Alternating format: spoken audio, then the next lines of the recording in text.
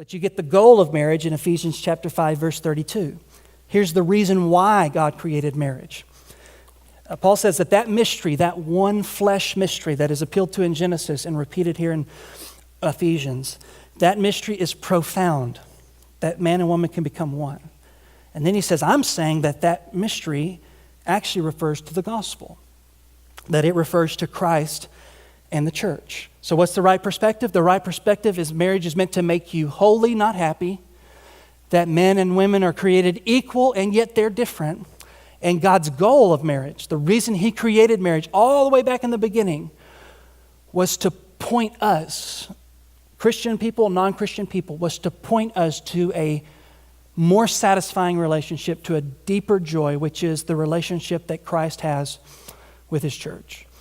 Is marriage going to make you happy? You bet. Is marriage going to give you joy? Probably so. But that joy is just a foretaste of the better joy, the greater joy between Christ and the church. Is that satisfying? Is that relationship with your wife going to be satisfying? And is that relationship in marriage going to satisfy you? Yes.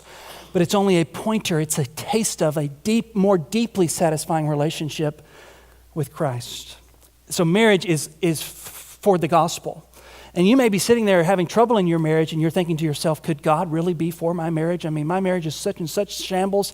I think God's given up on it. I should give up on it. And the answer to that is no, he has not given up on it, because your marriage is a reflection of the gospel. God is for your marriage because marriage is for the gospel. No one could be more for your marriage than God, because he chose marriage to be the vehicle through which he displays to the world the relationship that Christ has for the church. Unconditional love, unconditional forgiveness.